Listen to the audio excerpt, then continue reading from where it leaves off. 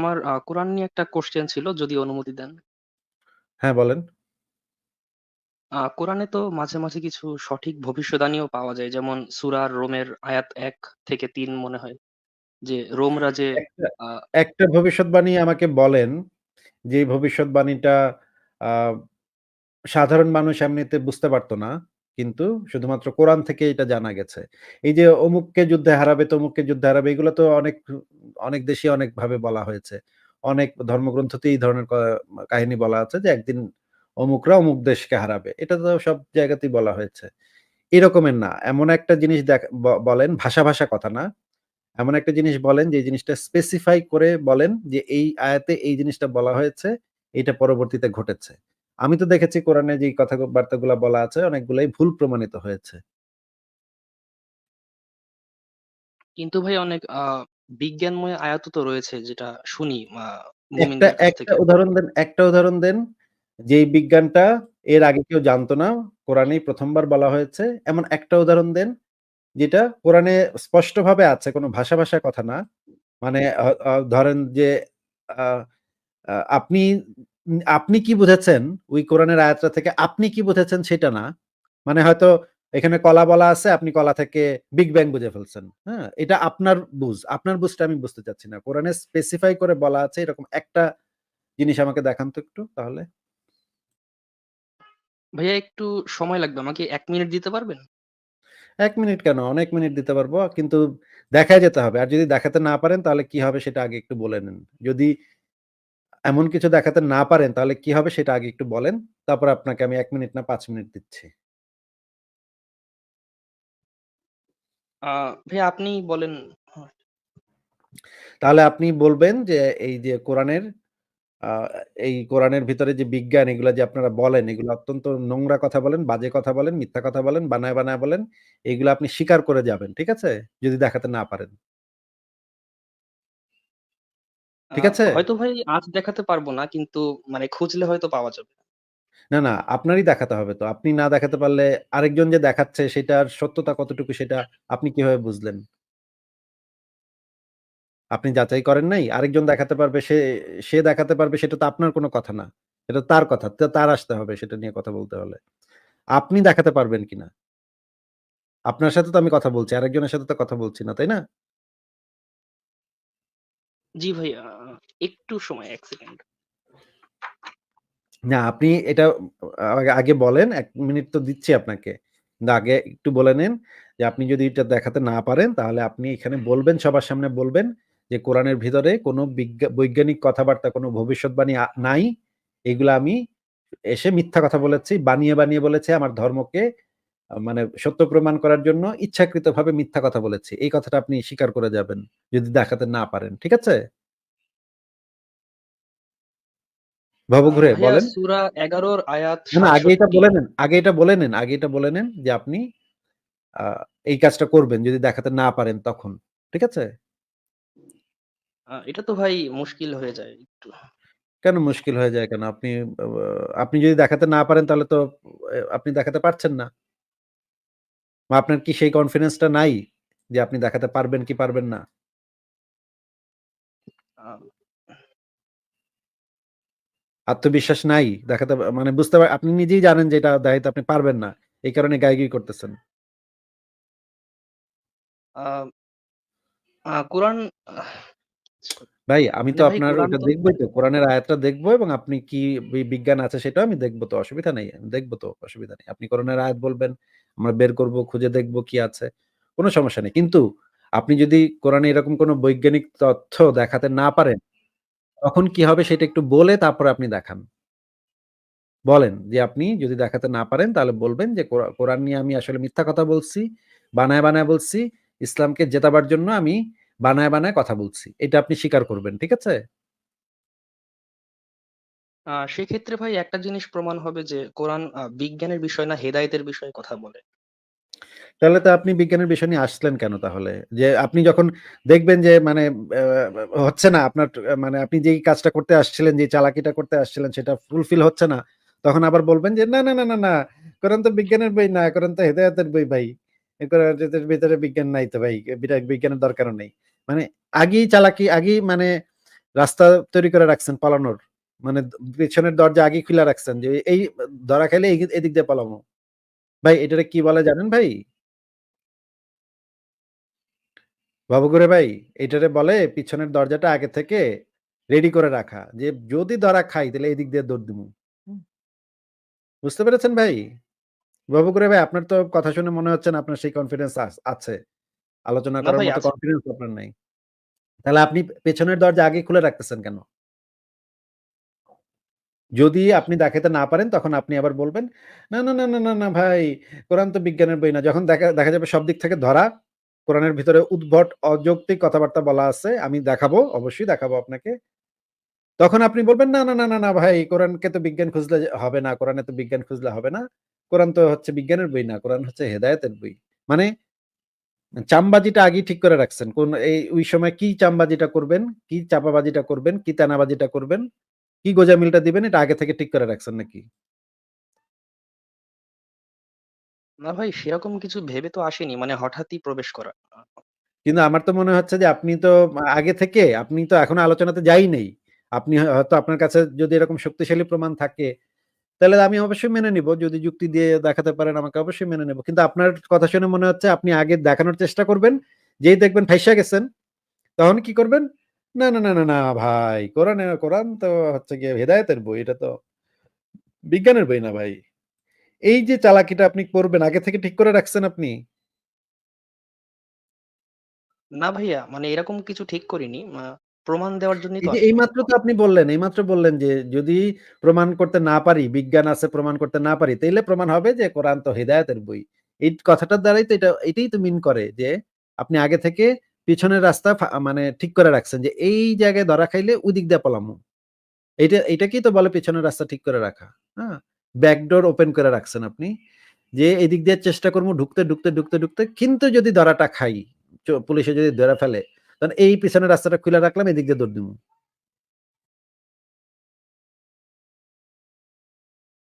ভাই, ভবঘুরে ভাই, এটা তো একটা অসৎ কাজ করছেন আপনি। আপনার তো মানে কণ্ঠ থেকেই বোঝা যাচ্ছে যে আপনি একটা অসৎ উদ্দে মানে আপনার নিজের ভিতরে honesty নাই। আপনি নিজেই বুঝতেছেন আপনার কথাগুলা সত্য না।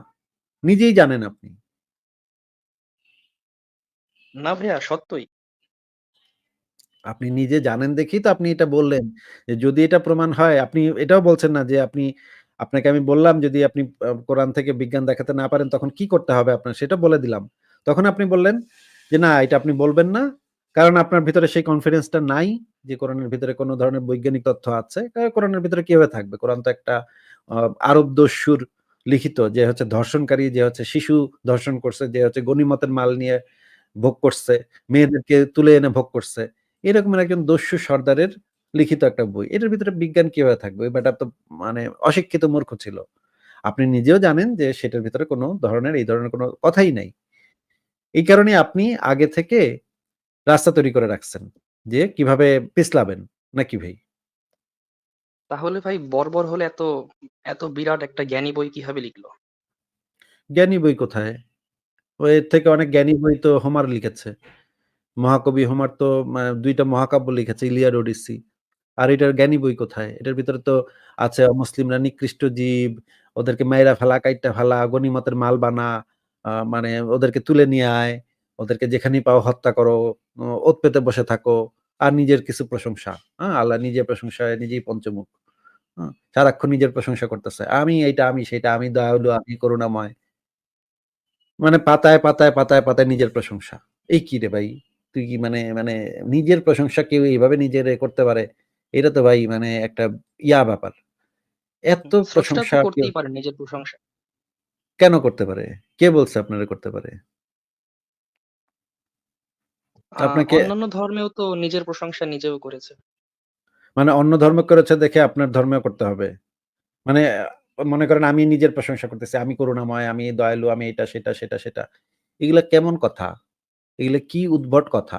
নিজের প্রশংসা সারাক্ষণ একজনের প্রশংসা অন্য আরেকজন মানুষ করতে পারে। কিন্তু ওই বেটা নিজে বইসা আমার তোমাদের সবার আমারে প্রশংসা করতে হবে সারাক্ষণ। খালি প্রশংসা চায়। মানুষের কাছ থেকে খালি প্রশংসা চায়। ওই প্রশংসা না করলে সে চিত্তে যায়। এ কি ভাই? এ কি মাথা খারাপ নাকি? এই লোকের মাথা খারাপ নাকি? মানে আচ্ছা ভাই আপনার আল্লাহ কি বিজ্ঞানের আপনার কি আয়াতটা একজন দেখাই। না, না, বিজ্ঞানের আয়াতটা অবশ্যই আমরা দেখব। কিন্তু আপনি আগে এটা বলে নেন যে আপনি যদি বিজ্ঞানের আয়াত কোনো দেখাতে না পারেন, তাহলে আপনি এটা বলবেন যে আমি আ কোনো বিজ্ঞানের আয়াত দেখাতে পারি নাই। কোরআনের ভেতরে কোনো বৈজ্ঞানিক তথ্য নাই। আমি মিথ্যি এগুলা আপনার সামনে এসে বলেছি যেন ইসলামকে মিথ্যা দিয়েও হলেও সত্য প্রমাণ করা যায়। এই কাজটা করার জন্য আপনি এসছেন, এটা আপনি স্বীকার করবেন। তারপরে আমি দেখব অবশ্যই। না ভাই, মিথ্যা বলার জন্য তো আসিনি। মানে এটা প্রমাণ হবে যে আমি ভুল জেনেছি। আমি স্বীকার করব। আচ্ছা ঠিক আছে দেখান বলেন। কত নম্বর আয়াত বলেন। কি আছে সেটা একটু আগে বলেন, তারপরে বলেন কত নম্বর আয়াত। আ ভাই, সমস্ত প্রাণীর উৎপত্তি যে পানি থেকে, এরকম একটা আয়াত ছিল। সমস্ত প্রাণীর উৎপত্তি পানি থেকে এটা তো বহু গ্রন্থে এর আগে বলা আছে। মানে আচ্ছা ঠিক আছে। আমি আপনাকে দেখাচ্ছি, হ্যাঁ?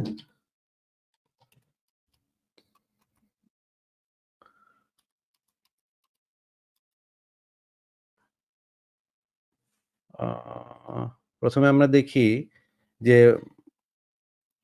এই বিষয়ে অন্যান্য গ্রন্থে কি লেখা আছে সেটা একটু দেখি। এটা কি স্ক্রিনে দেখা যাচ্ছে ভাই? হ্যাঁ ভাইয়া, কিন্তু একটু ছোট। আচ্ছা, একটু অপেক্ষা করেন। হ্যাঁ, হ্যাঁ, ঠিক আছে। এবার দেখা যাচ্ছে? জি, জি, দেখা যাচ্ছে। আচ্ছা এখানে এটা হচ্ছে বইটার নাম হচ্ছে আ দার্শনিক প্রবন্ধাবলী, তত্ত্ব ও বিশ্লেষণ। প্রকাশক হচ্ছে বাংলা একাডেমি। লেখক হচ্ছে মোহাম্মদ আব্দুল হালিম। মে ২০০৩ সালে লিখিত বইটা। এই বইটার ভিতরে যে জিনিসটা বলা আছে যে থেলিসের পানিতত্ত্ব। থেলিস কে এটা জানেন আপনি? গ্রিসের একজন তৎকালীন বিজ্ঞানী হয়তোবা। হ্যাঁ, দার্শনিক বিজ্ঞানী। দার্শনিক। উনি মোহাম্মদের অনেক আগে মারা গেছে। এটা তো জানেন যে মোহাম্মদের অনেক আগে সে মরে গেছে। এটা জানেন? হ্যাঁ, হ্যাঁ। আচ্ছা। এই থেলিস একটা পানিতত্ত্ব দিয়েছিল বা ওইটাকে বলা হয় থেলিসের ওয়াটার ফিলোসফি। থেলিস ওইখানে লিখে গেছেন, তিনি মনে করতেন পানি হচ্ছে সমস্ত দ্রব্যের মূল বা আদি কারণ। পানি থেকেই সবকিছুর উৎপত্তি এবং পানিতেই সবকিছু বিলীন হচ্ছে। পৃথিবী মহাসমুদ্রে ভাসমান একটি পানি হতে প্রয়োজনীয় সার সংগ্রহ করে। এই বিশ্বব্রহ্মাণ্ডের সবকিছুই পানির নানা রূপান্তর মাত্র। এই তথ্যগুলা ভুল ছিল কিন্তু তারপরেও সে অত্যন্ত পুরোনো দিনের একজন মানে পণ্ডিত ব্যক্তি। তিনি মনে করতেন পৃথিবী মহাবিশ্বের সমস্ত কিছু পানি থেকে উৎপত্তি হয়েছে। তো এ তো মুহাম্মদের অনেক আগে বলে গেছে যে সবকিছু পানি থেকে উৎপত্তি। তাহলে আমরা দেখি কোরআনে কি বলা আছে। কোরআনে যেটা বলা আছে, মহাবিশ্ব সৃষ্টির আগে আল্লাহর আরশ ছিল পানির উপরে। এটা বলা আছে সূরা হুদের ৭ নম্বর আয়াতে। এটা পড়েছেন না ভাই আপনি? হ্যাঁ, হ্যাঁ, সূরা হুদ ৩৭ নম্বর আয়াত। সূরা হুদে বলা আছে মানে মহাবিশ্ব সৃষ্টির এই যে তিনি সর্বশক্তিমান যিনি সৃজন করেছেন আসমান ও জমিনকে ৬ দিবসে আর সিংহাসন আসীন ছিলেন যা ছিল পানির উপরে। আসীন ছিলেন, তিনি সিংহাসনে আসীন ছিলেন মানে past tense বোঝা যাচ্ছে ভাই? আচ্ছা, জি ভাই, পাস্ট টেন্স। যা ছিল পানির উপরে মানে তার সিংহাসন, তার আরশটা ছিল পানির উপরে। এটা হাদিসে বলা আছে যে সহিহ বুখারী ৭৪২৭ নম্বর হাদিসে বলা আছে, তখন তার আরশ পানির উপর ছিল। মানে হচ্ছে মহাবিশ্ব সৃষ্টির আগে যখন কোনো কিছুই সৃষ্টি হয় নাই তখন তার আরশটা পানির উপর ছিল। বোঝা যাচ্ছে ভাই? জি, জি, এটা তো হাদিস থেকেই দেখাচ্ছে। আচ্ছা এবার দেখি আমরা বাইবেলে এই বিষয়ে কি বলা আছে। বাইবেলে একই কথা বলা আছে। বাইবেলে আপনি যদি বাইবেল পড়েন, বাইবেল আদি পুস্তক ১ নম্বর মানে ১ নম্বর, ২ নম্বর, ৩ নম্বর থেকে ৭ নম্বর ভার্সে যেটা বলা আছে, অন্ধকারে আবৃত ছিল জলরাশি আর ঈশ্বরের আত্মা সেই জলরাশির উপর ভেসে বেড়াচ্ছিল। তারপরে ঈশ্বর বললেন, জলকে ২ ভাগ করার জন্য আকাশমণ্ডলীর ব্যবস্থা হোক। তাই ঈশ্বর আকাশমণ্ডলের সৃষ্টি করে জলকে পৃথক করলেন। মানে এখানেও একই কথা বলা আছে। আচ্ছা এবার দেখি হিন্দু ধর্মগ্রন্থে কি বলা আছে। হিন্দু ধর্মগ্রন্থের ভিতরে আ দেবা দেবানাগারি আ অয়কান আ অযোধ্যাকাণ্ড সর্গ ১১১ শ্লোক ৩ এ যেটা বলা আছে, "At the beginning all this was water from which the earth was created. Thereafter the self-extinct Brahma along with the gods came into existence." মানে এটার বাংলা আপনি বুঝে নিয়েন। এটার প্রায় কাছাকাছি কথা মহাভারতেও বলা আছে। মহাভারতে মহাবিশ্বের সৃষ্টি সম্পর্কে যেটা বলা আছে, মহাভারত আদি শান্তিপ পর্ব অষ্টাধিক দ্বিশততম অধ্যায় প্রজাপতি বিবরণ সৃষ্টি বিস্তার। এখানে যেটা বলা আছে, সমগ্র বিশ্ব এক ঘোরতর অন্ধকারে নিমজ্জিত ছিল। পরম ব্রহ্ম নিজ তেজে সেই অন্ধকার দূর করে জল সৃষ্টি করলেন। সেই জলে সৃষ্টির বীজ নিক্ষেপ করলে একটি অতিকায় সুবর্ণ অণ্ড বা ডিম সৃষ্টি হয়। দেখা যাচ্ছে ভাই? হ্যাঁ, হ্যাঁ, দেখা যাচ্ছে। আচ্ছা। তার মানে কোরআনে তো এই মানে পানি থেকে সবকিছুর সৃষ্টি এটা তো কোরআন ১ম বলেনি। কোরআনের অনেক আগে হিন্দু ধর্মগ্রন্থ, তারপরে বাইবেল, থেলিস এরা সব বাইবেলে গেছে নাকি? হ্যাঁ, মানে আপনি বলতে চাচ্ছেন আগেও এটা মানুষ জানতো এরকম? এটা তো বহু পুরনো কথা। মানে থেলিসের আমল থেকে প্রচলিত কথা যে পানি থেকে সবকিছুর সৃষ্টি। থেলিস যেহেতু অত্যন্ত গুরুত্বপূর্ণ দার্শনিক ছিলেন গ্রিসের, তার মতবাদটা সারা পৃথিবীতে বেশ প্রচার পায় এবং মানুষ তখন তার এই মতবাদটাকে গ্রহণ করে। একটা প্রতিষ্ঠিত মতবাদ ছিল সেই সময়। এই মতবাদই কোরআনে বলা আছে। কিন্তু এই কথাটা তো ঠিক না। মানে এটা যদি আমরা ওই সময় তো ভাই পরবর্তীতে এরকম কিছু বলেছিল যে বায়ু, অগ্নি, পানি এসব থেকে সব সৃষ্টি। এরকম কিছু। বা আমি আপনাকে দলিলগুলা দেখাচ্ছি না? আপনি কি দলিলগুলা দেখতে পাচ্ছেন না? জি, জি, দেখতে পাচ্ছি। আমি আপনাকে থেলিসের যে পানি তত্ত্ব সেটা দেখাই নাই? হ্যাঁ, হ্যাঁ, দেখিয়েছেন। আচ্ছা, আচ্ছা, বুঝতে পেরেছি। তো আশ্চর্য কথাবার্তা মানে আমি তো বুঝলাম না। আপনাকে আমি দলিল মানে বই বের করে দেখাচ্ছি তারপর আপনি উল উল্টা বুঝতেছেন কোত্থেকে কি বুঝতেছেন বুঝলাম না তো। আমি আপনাকে দলিল বের করে হিন্দু ধর্মগ্রন্থে বাইবেল, তারপর হচ্ছে থেলিসের যে মানে পানি তত্ত্ব সেটাও আপনাকে আমি বই বের করে দেখাইলাম। এরপর আপনি কি বলতেছেন ভাই এই সমস্ত? তার মানে আমরা দেখতে পেলাম যে পানি থেকে সবকিছুর সৃষ্টি এইটা কোরআন তো ১ম বলেই নাই। ২ নম্বর কথা হচ্ছে পানি থেকে মহাবিশ্বের সৃষ্টি এটা একটা ভুল কথা। কারণ হচ্ছে এই যে দেখেন পানি আর আল্লাহর আরশ ছিল, পানির উপরে ছিল।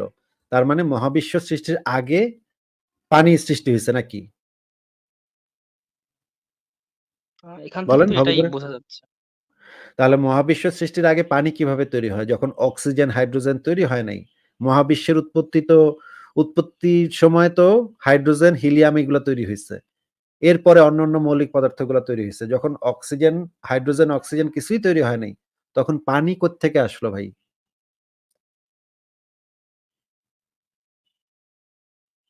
হতেও পারে আগে থেকে তৈরি ছিল। তাহলে আগে থেকে তৈরি থাকলে তো তাহলে তো আর তাহলে তাহলে তো মহাবিশ্ব তৈরি হয়েছে পানির ভিতর থেকে, পানির মধ্য থেকে। এটাই তো কোরআন বলছে সবকিছু পানি থেকে। সবকিছু পানি থেকে কিভাবে? মানে মহাবিশ্বের উৎপত্তি তো পানি থেকে না। পানি তো একটা যৌগিক পদার্থ। যৌগিক পদার্থের মূলে থাকে ২ টা পানির ভেতরে ২ টা মৌলিক পদার্থ আছে। হাইড্রোজেন এবং অক্সিজেন। এগুলো পড়েছেন স্কুলে কখনো? হ্যাঁ, হাইড্রোজেনই তো তাহলে ১ম যে মৌলিক দ্রব্য। সেখান হাইড্রোজেনের থেকেই তো উৎপত্তি তো বাকিগুলো। মহাবিশ্ব সৃষ্টির শুরুতে তো হাইড্রোজেন সৃষ্টি।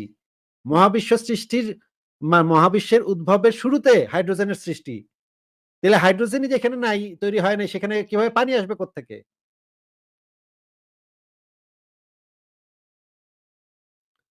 মহাবিশ্ব যখন মানে উদ্ভব ঘটে সেই সময়টাতে হাইড্রোজেনের সৃষ্টি এটা জানেন?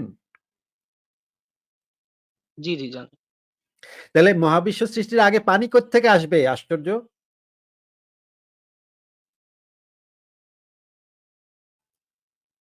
মানে একটা কিছু বললেই হইল। মানে যা ইচ্ছা বললেই হইল। মানে ইসলামে বলা আছে মহাবিশ্ব সৃষ্টির আগে পানি ছিল। পানির উপরে ভাসতেছিল সবকিছু। এগুলো তো গাঁজাখুরি কথা ভাই। এটার ভিতরে আপনি বিজ্ঞান পাইছেন?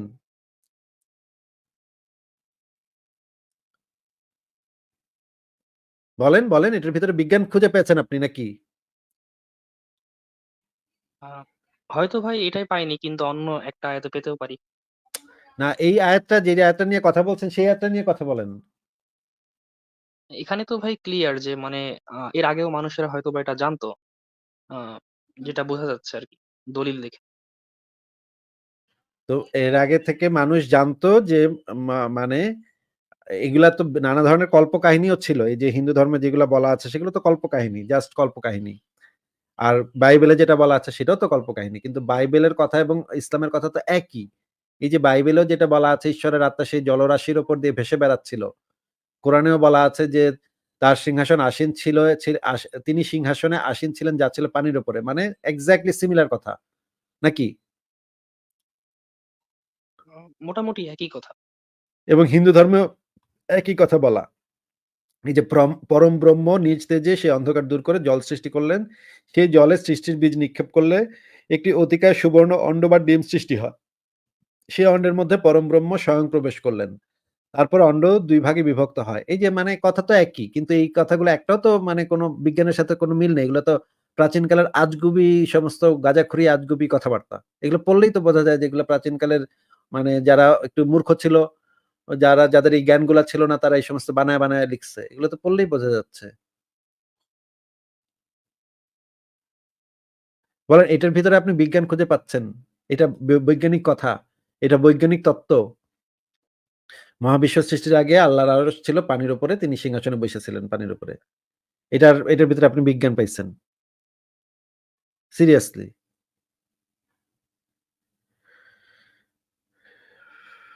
আচ্ছা ভাই, আমার কাছে হয়তোবা মিথ্যাচার করা হয়েছিল। মানে আমি অত ভালো করে জানি না বিষয়টা। আমি জাস্ট একটু জিজ্ঞেস করতে আসছিলাম। আচ্ছা আর কোন কি আছে? এটা তো ঠিক আছে। এটা না হয় আপনারটা মানে হইল। আর কোন কি আছে কোরআনের ভিতরে বিজ্ঞান? আর কিছু পেয়েছেন? দেখান তাহলে। ভাই ১০ সেকেন্ড। আচ্ছা ঠিক আছে ১০ সেকেন্ড নেন। কিন্তু এবার একটু ভালো আয়াত দিয়েন, হ্যাঁ? এত সহজে মানে শক্তিশালী একটা পয়েন্ট দিয়েন। ঠিক আছে? হ্যাঁ ভাইয়া, পেয়েছি। হ্যাঁ, বলেন কত নম্বর? আ সূরা নূর আয়াত ৪৩। একটু বলেন আগে এখানে কি বলা আছে? তুমি কি দেখো না আল্লাহ মেঘমালাকে সঞ্চালিত করেন, অতঃপর তাদের একত্রিত করেন ও পুঞ্জীভূত করেন। তুমি কি দেখতে পাও অতঃপর তা থেকে নির্গত হয়ে বারিধারা। আকাশস্থিত মেঘ থেকে তিনি বর্ষণ করেন শিলা এবং এ দ্বারা তিনি যাকে ইচ্ছা আঘাত করেন। মেঘের বিদ্যুৎ ঝলক দৃষ্টিশক্তি কেড়ে নেয়। তো এটার ভিতরে কি বিজ্ঞান? এটা তো মানে যেকোনো মানুষ মানে যার চোখ আছে সে দেখলেই তো দেখবে যে মেঘ থেকে মেঘ আ হলে বৃষ্টি হয়। মেঘ বেড়ে গেলে আকাশে মেঘের পরিমাণ যদি বেড়ে যায় তখন বৃষ্টি হয়। এটা তো যেকোনো সাধারণ মানুষই একটা পাগল রাস্তাঘাটের একটা মাথা নষ্ট পাগলও তো উপরের দিকে তাকালে মেঘ দেখলে বুঝবে যে এখানে বৃষ্টি হবে। ভাই আপনি কোরআন না পড়লে কি এটা জানতে পারতেন না? মানে বিষয়টা তো বিজ্ঞানসম্মত। মানে বিজ্ঞানসম্মত মানেটা বুঝলাম না তো। মনে করেন আমি একটা কাগজে লিখলাম যে অনেক খাওয়া-দাওয়া করলে আর ক্ষুধা লাগে না। অনেক খাইলে ক্ষুধা লাগে না ভাই। অনেক খাইছি আজকে এজন্য আর ক্ষুধা লাগতেছে না। এই কথাটা কি একটা বৈজ্ঞানিক কথা? হ্যাঁ, এটাও বৈজ্ঞানিক কথা। মানে খেলে তো আর খিদে মানে লাগবে না। মানে এই কথাটা যদি ৫০০ বছর পর কেউ একটা মানে উদ্ধার করে আমার এই কথাটা একটা কাগজে লিখছিলাম আমি। সে কি ভাববে? বাপরে বাপ! আসিফ মহিউদ্দিন তো কি একটা বৈজ্ঞানিক কথা লিখা গেছে। এটা তো নোবেল পুরস্কার দেওয়া উচিত ছিল। খাইলে খিদা লাগে না, অনেক খাইলে খিদা লাগে না। সাংঘাতিক তো ভাই। কি বিজ্ঞান, কি বিজ্ঞান, কি বিজ্ঞান। এটা বলবে?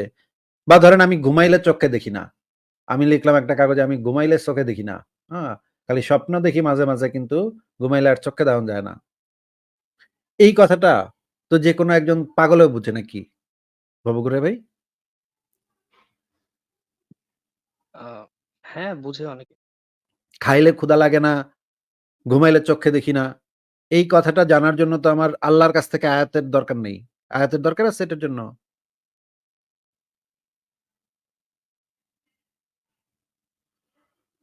মনে করেন আমি একটা কাগজে লিখলাম ১০ তালা থেকে যদি নিচে আপনি লাফ দেন, মাটিতে লাফ দেন, তাহলে আপনি বসকায় যাবেন।